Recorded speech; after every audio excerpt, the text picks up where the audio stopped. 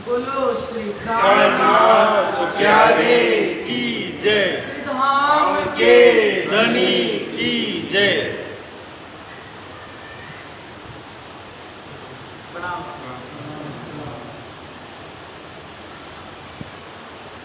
ब्रह्म ने भेजी परमहंस पर वेद स्तुत बंदोबस्त, ए ब्रह्मचरण क्यों छोड़े जाकी असल हक निस्बत, जाकी असल हक निस्बत।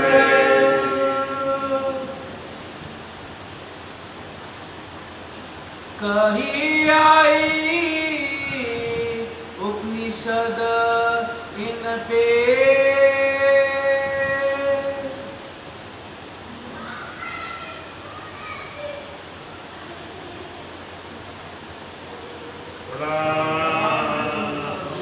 हमारे पुजारी महाराज जी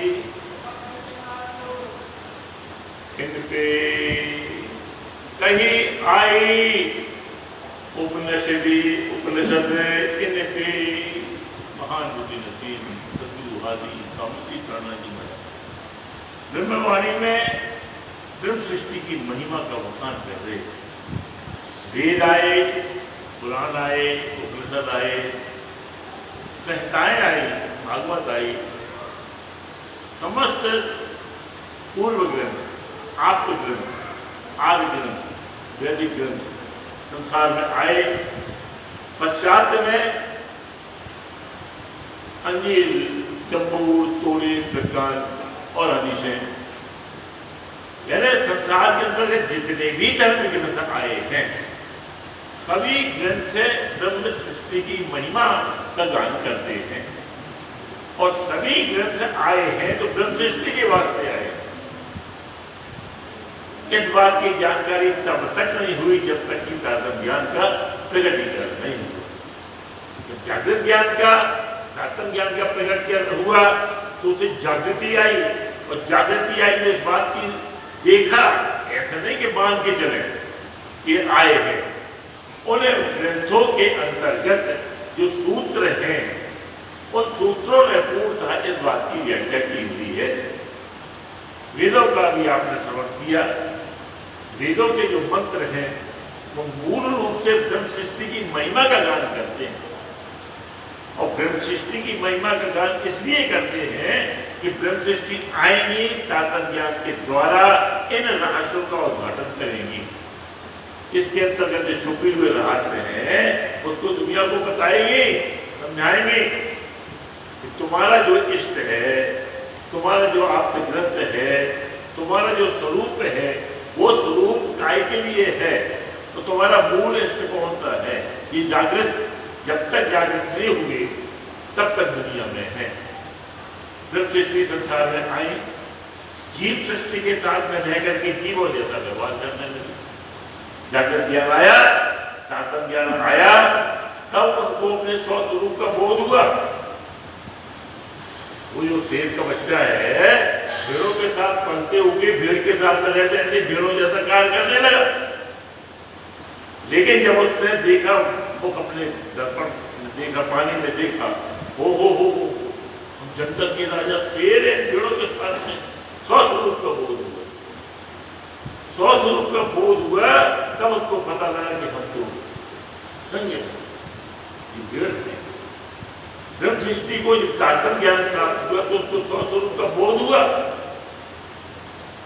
बोध हुआ तो हम तो साक्षात अखंड के हैं, जिसको कि यहाँ पर किसी को भी ज्ञान नहीं, त्रिदेवा को ज्ञान नहीं है, वो प्रेम नहीं है। व्यास में है भागवत का प्रेम में त्रिगुण पास ब्रह्मा विष्णु महेश। सुप्रेम पसंद ब्रह्म सृष्टि में जो खेले स्वरूप ब्रजराज, ब्रज के अंतर्गत आए तब प्रेम आया, क्योंकि ब्रह्म सृष्टि आई उस प्रेम को लेकर के आए जो मूल प्रेम है। तो इस बात की समस्त जानकारी वेद और गदेव के अंतर्गत भरी हुई है।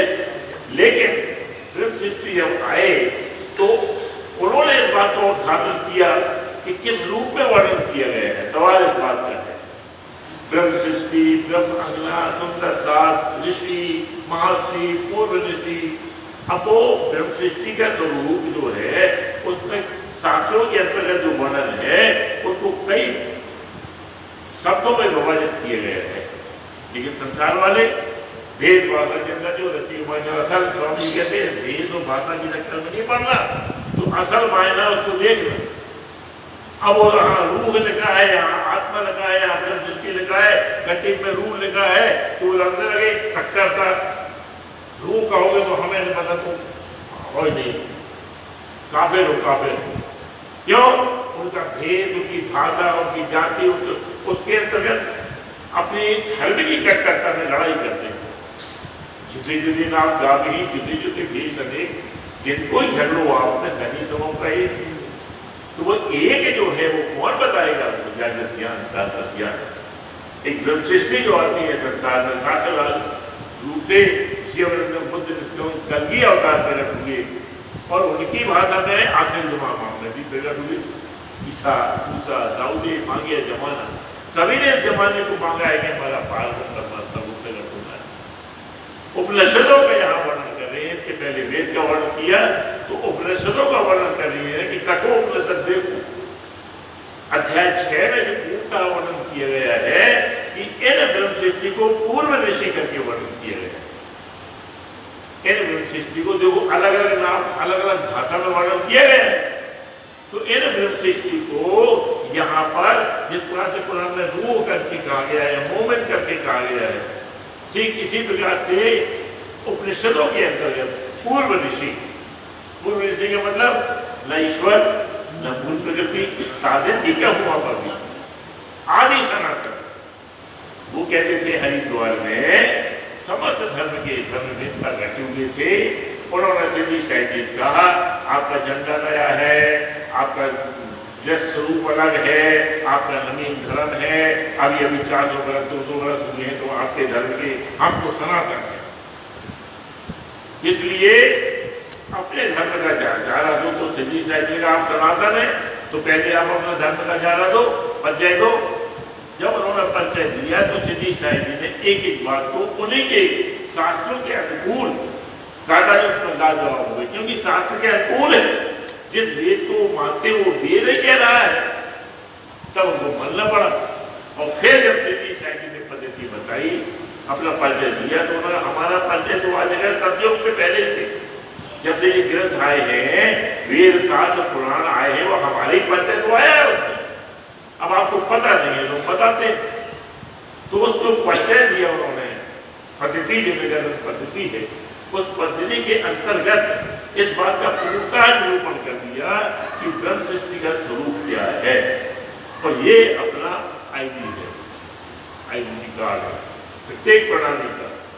जैसे कहीं भी जाओ किसी देश में तो पुलिस पकड़ ले तो आपको आईडी दिखाना पड़ती है। यह प्रणाली है, आप ब्रह्म सृष्टि है, ब्रह्मज्ञा है, तो ये पद्धति आपको पूर्णतः याद होना चाहिए। एक एक शब्द का मायना याद होना चाहिए, उसका स्वरूप याद होना चाहिए।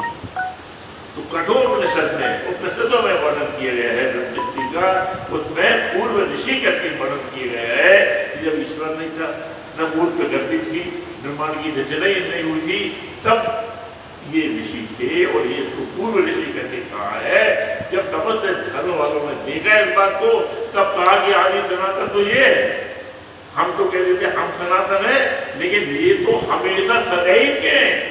जब प्रकृति नहीं आई थी, जब उसका ब्रह्मांड की रचना ही नहीं हुई थी, सृष्टि की रचना हुई थी, तब ये है। और सृष्टि समाप्त हो जाएगी तब भी रहेंगे, इनका तो सदैव अखंड है, बका है। तब सब धर्म वालों ने इस बात को जाना कि आदि सनातन तो ये। हम तो ऊपरी अर्थों को लेकर के कब प्रकट हुए, अरे संसार में आकर के इसका परिचय दिया, प्रकटीकरण हुए। अपन क्या कहते हैं, प्राणनाथ का प्रकटन महोत्सव, प्रकटन महोत्सव, जन्म महोत्सव नहीं कहते। जन्म मरण से रहे प्रकट हुए। वो श्यामा जी महाराज ने, सुंदर भाई श्यामा जी अवतार पूरा भावे जो आधार वो लोग प्रकट हुए इस संसार को देखने के लिए अंगनाएं आई। तो ये जो गहनता है, ब्रह्म सृष्टि की महानता है, इस बात को वेद और शास्त्र के अंतर्गत तात्म ज्ञान आने के बाद खोला तो जाना कि उपनिषदों के अंतर्गत इस प्रकार से पूर्व ऋषि करके वर्णित है। ब्रह्म श्रेष्ठ मोमिन कहे, ब्रह्म सृष्टि मोमिन कहे। अब वेदों के अंतर्गत, हिंदू धर्म के अंतर्गत उनको ब्रह्म सृष्टि करके कहा गया है। कई ग्रंथों में इतनी को मोमिन करके कहा गया है। अब वो कहते नहीं, हम नहीं मानते ब्रह्म सृष्टि को। मोमिन है तो मानते हैं। अब कट्टर धर्म के जिनके अंदर भाषा है, भेष का ज्ञान है, जो भाषा और भेष पे आधारित है, क्योंकि ब्रह्म सृष्टि तो भाषा भेष से परे। आत्म तो ना एक दिशे भी तो दिशे थे, ये देह अलग अलग दिखाई देती है, लेकिन आत्मा तो ये ब्रह्म सृष्टि जानती है। कभी कोई पूछता है, आप लंगर में बैठते हो, अपन भोजन करके बैठते हैं, कोई प्रणाम कहीं पूछ जाएगा, इसको कौन जाती हो नहीं, हमारे पास में बैठा हूँ ब्राह्मण है, कभी कोई कहता है? भाषा भेष को तो पहले ही खत्म कर देते हैं, क्योंकि ये तो निर्मूल्य है, यहाँ की बनाई हुई है। और ये क्या कहते हैं, नहीं मोमिन कहोगे तो मुसलमान के तुम्हारे बंदे हो, और ब्रह्म सृष्टि कहोगे तो नहीं। वेद कहते हैं ब्रह्म सृष्टि, तो कुरान पक्ष के जो मुसलमान हैं ये कहते हैं मोमिन। तो इस प्रकार से ये जो नाम है समस्त धर्म शास्त्रों में अपने हिसाब से आए हुए हैं, और इसी वजह से वर्णन किया गया है। एक अंग्रेज है, उसको आपको समझाना है तो हिंदी में समझाओगे क्या, उसको तो इंग्लिश में समझाना पड़ेगा, तो उस भाषा में समझाना पड़ेगा ताकि वो उस बात को समझ ले। अब सनंदे बनी, सनंदे बना करके वहां पे पत्ती बैठे गाएं, इसलिए कि उनको उनकी भाषा में इस बात की समझ में आ जाए। तुम भेष समझते हो तो हम भेष बना लेते, हमें फर्क पड़ता, हम तो अंगना है। 12 ब्रह्म सृष्टि औरंगजेब को समझाने गए कि भेष बना लिया, क्या फर्क पड़ता? तुम इस भेष से समझना चाहते हो, इस भेष को समझो। हिंदू का मुख नहीं देखता था, कलम करवा देता था, तो कहां से बात सुनेगा? जब तुम भेष मानते हो, भेष में जाकर के बात करते हो, तो उनको उनका ही बात करने के लिए हम संसार में ब्रह्म सृष्टि उस स्वरूप में आ जाते हैं जिस स्वरूप में आप स्वीकार करो।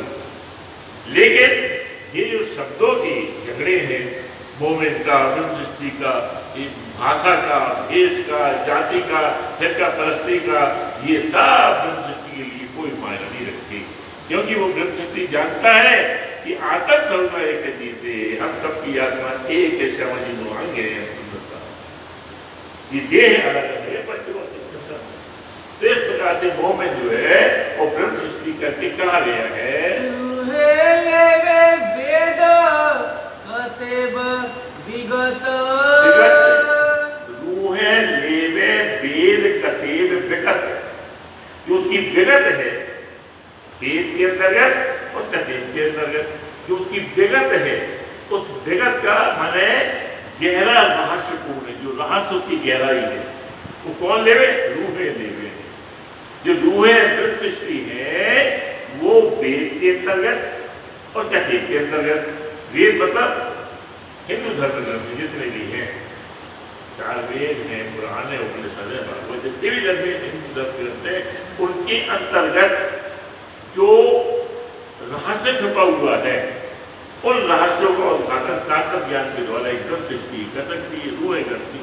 कटेब के अंतर्गत जो रहस्य छुपा हुआ है, कोई भाषा हो, वो तो उस रहस्य को निकालने के लिए जागृत ज्ञान, तात्म ज्ञान के द्वारा जागृत कर देते हैं। जागृत ज्ञान हाथ कर लीनो छीन लीन को डरने की माया ब्रह्म का फर्क करके बता देती है। तो ये रूहें हैं जो कि उसकी विगत, उसकी गहराई को बताती है। समझ चरण ग्राहे ब्रह्म के, ये समझ चरण ग्रहे ब्रह्म के, वो जो ब्रह्म के चरण है, जो कि ब्रह्म सृष्टि का आधार है, ब्रह्म सृष्टि का बेस है, ब्रह्म सृष्टि के प्राण है, ब्रह्म सृष्टि का सब कुछ है, वो चरण। निस्तर गिरिए प्रेम सो सी युगल स्वरूप के निर्मल होना या ये मल जो है माया है इससे अलग होकर के ब्रह्म में समाये होते हैं, उनके चरण हमारे हृदय में विराजमान हो जाते हैं, अलग बन जाता है। तो ये समझ, कौन सी समझ? ये वेद शास्त्र पुराण जितनी भी शास्त्र इसके अंदर जो बातें आई हुई हैं, ये तात्म ज्ञान की समझ से इनको उजागर करके एक ब्रह्म सृष्टि बता सकती है। वो बता करके पावन परमात्मा के चरणों को अपने हृदय में धारण कर लेती है। जाकी असल हक निस्बत, जाकी असल हक निस्बत, जिसका संबंध अखंड परम धाम से है, जो अंकुरी है वहां का, जो बीज है वहां का, वो प्रस्फुट होकर के वृक्ष बन जाता है, फूट जाता है। जो जिसका अंकुर, जिसका संबंध, जिसका निस्बत अखंड से लगा हुआ है, वो ब्रह्म सृष्टि इस संसार में आकर के परमात्मा के चरणों को अपने हृदय में धारण करते हैं और अखंड ब्रह्म में लीन हो जाते हैं। वो ब्रह्म सृष्टि कहीं तो जगत में, कहीं तो ब्रह्म के समान हो जाती है। ब्रह्म सृष्टि नाम दोए, ब्रह्म सृष्टि और रूहे मुख्य रूप से दो ही धर्म हैं, हिंदू और मुस्लिम। उनकी शाखाएं में होकर के कई धर्म हुए, लेकिन मुख्य रूप से दो ही हैं। और इन दो में एक में कहते हैं ब्रह्म सृष्टि और एक में कहते हैं रूहे। अब नाम तो दो हो गए, लेकिन एक ब्रह्म सृष्टि जो जिसको तात्म ज्ञान प्राप्त है उसको एक है, उसके लिए एक है, उसको कोई भेद नहीं। वो संसार में जो नाम प्रचलित है वो है दो, वो दो धर्म मुख्य रूप से है। तो जो मुस्लिम है, पाश्चात्य धर्म है, गते पक्ष के हैं, उसमें रूहे कहते हैं, और हिंदू पक्ष में जो हिंदू धर्म ग्रंथ है उसमें ब्रह्म सृष्टि कहते हैं। अरस रूहे ये जानत, अरस रूहे ये जानत, जो अरस अखंड परम धाम की अंगनाएं हैं, जो ब्रह्म सृष्टि सुंदर साथ है, वो इस बात को जानते हैं, वो समझते हैं कि देश भाषा जिंदा क्यों रखी है मायना असल मुख्य रूप मूल जो असल मायना उस पर जाओ, ये देश भाषा के चक्कर में क्या पढ़ना। तो इस बात को वो जानते हैं, उनको जाकर ज्ञान प्राप्त है। दो जाना चरण ग्राहे एक ही, जो जाने चरण गिरह एक ही है, तो दो, यहाँ रूह है वहां पे ब्रह्म सृष्टि है, लेकिन जानते हैं तो एक है।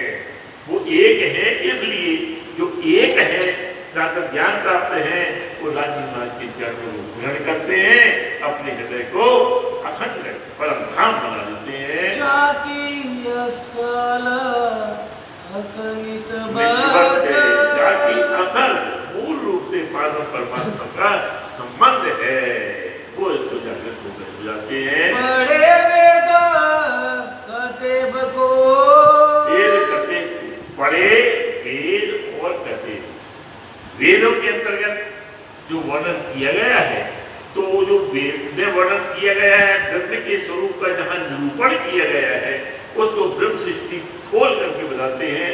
और कतेब ग्रंथ के अंतर्गत केवल इस बात को स्पष्ट कर देते हैं कि भाषा का अंतर है, भेष का अंतर है, बाकी बात एक ही है। तो वेद में पढ़ते हैं, कतेब में पढ़ते हैं, लेकिन एक जागृत ज्ञान है, तात्विक ज्ञान है, इस बात को सिद्ध कर देते हैं कि तुम्हारे लिए वेद जो है, ये कतेब है, ये हमारे लिए है, ये हमारा परिचय देने के लिए आए हैं। कतेब ग्रंथ आए हैं 90,000 अर्थ, तो वहां से से लेकर के जागृत होकर के जाना है, तेलो ब्रह्मांड सबकी पूरा का पूरा वर्णन लेकर के आए हैं। ये वेद भी उसी प्रकार से पूरा वर्णन लेकर के आए हैं, जिसका समस्त सार यहाँ पर श्रीमद् भागवत है, वो कहते ग्रंथों का सार ब्रह्मांड है। तो उसके अंतर्गत जो वर्णन है वो ब्रह्म नाम के अंतर्गत का ही वर्णन है। जोग कसवना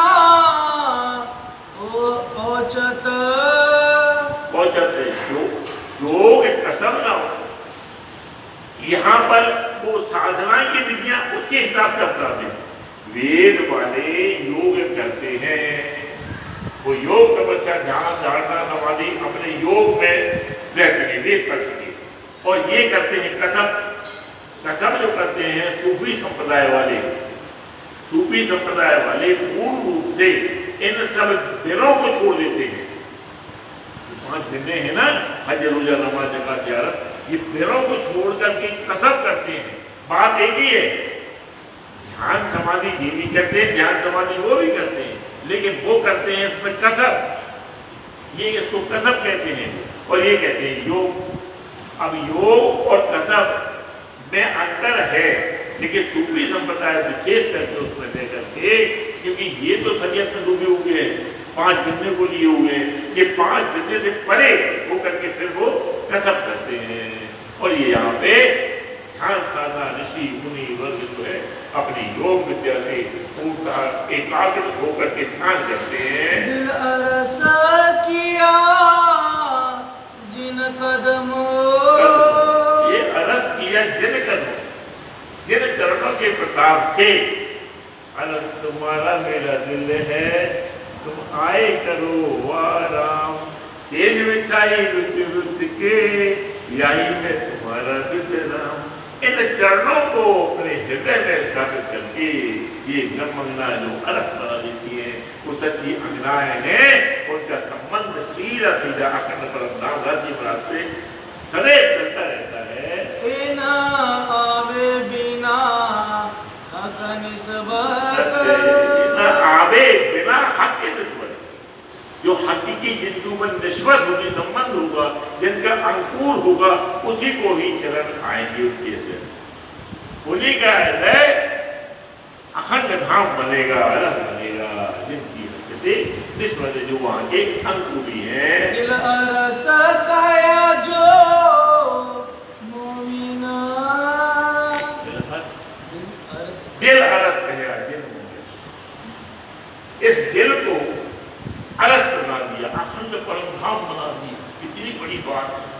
जिन मोमिनों ने इस दिल को, इस अंतःकरण को अरस बना दिया, अखंड परमधाम के 25 वर्ष धाम है, तालाब है, कुदरत है, नहरें हैं, माने के बन की जो है, पश्चिमी टोवान, बड़ो वन, कुकरा, जमुना जी का ऐश्वर, पल पल ऐश्वर लेते हैं अपने दिल को अरस बना करके।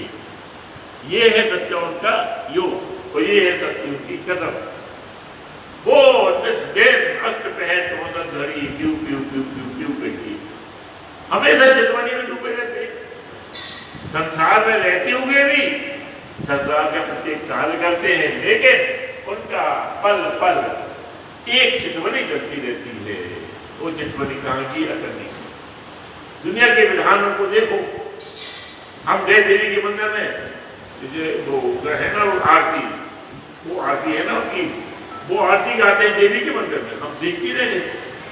हम जो आरती है ना, जय जय जय हरे, जय जय जय हरे, ओम जय जगदीश हरे, हम देखते रहे। हमने कहा देवी का मंदिर है, जगदीश हरे कहाँ कर रहे? गणेश की आरती कर जाए, गणेश हरे तो ठीक है, गणेश जी है।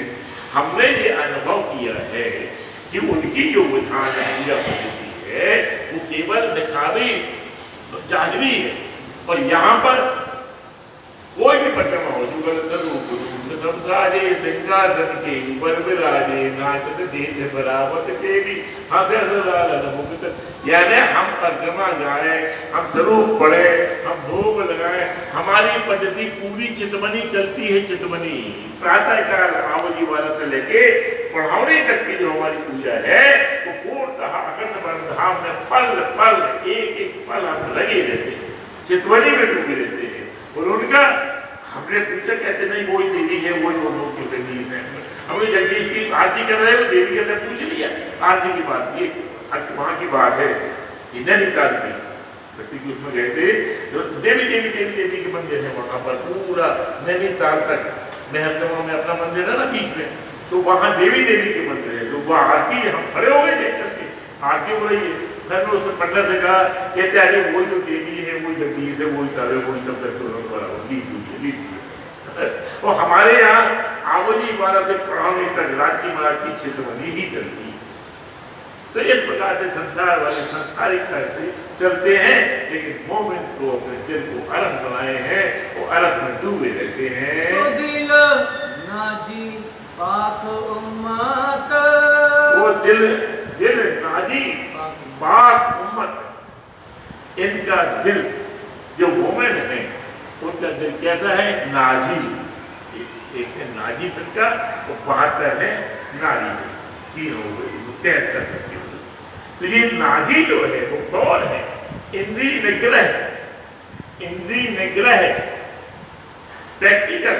उनका जीवन प्रारंभ से बचपन से लेके अंतिम तक उनकी जो पूजा है, उस पूजा के बाद अच्छी चितवन करके वो इंद्रिय निग्रह हो जाते हैं, नाजी हो जाते हैं। तो नाजी प्रकार है उनकी चितवनी बचपन से।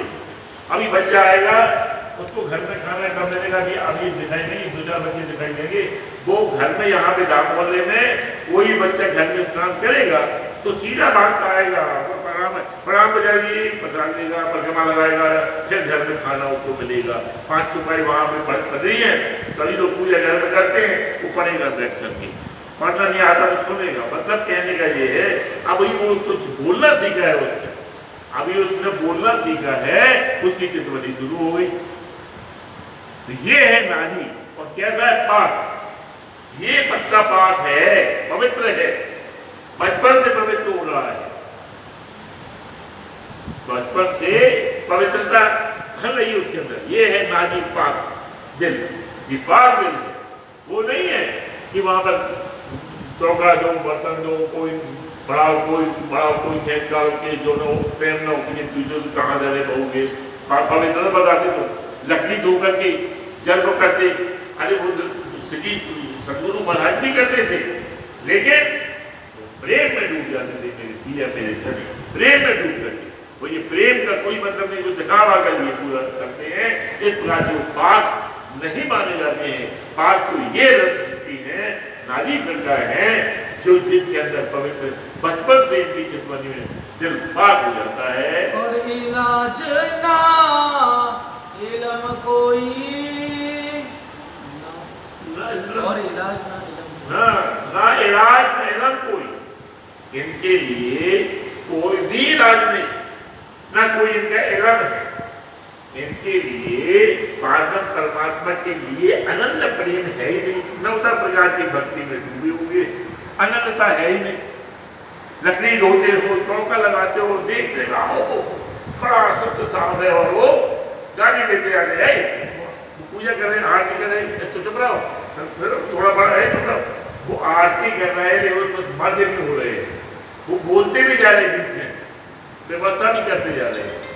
ना उनका कोई साधना है, ना कोई इलाज है इसका, ना कोई इल्म है। इल्म क्या है? जागृत ज्ञान, तारतम ज्ञान, जो परमात्मा तक पहुंच जाता है। इनका कोई भी ऐसा इल्म नहीं। अभी जय गणेश जय गणेश जय गणेश है, उनके जय शंकर जय शंकर जय, उनका जो है बहुदेव पूजा में इनका ना कोई इल्म है, ना कोई इसका इलाज है, ना कोई साधना है।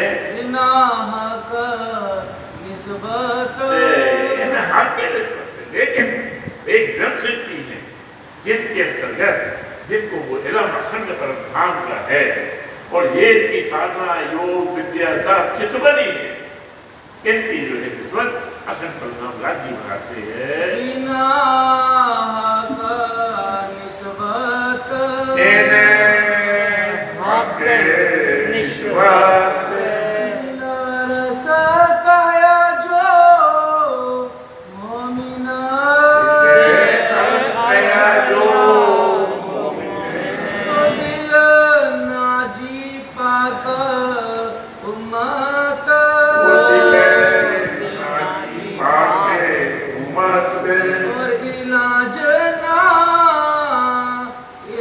कोई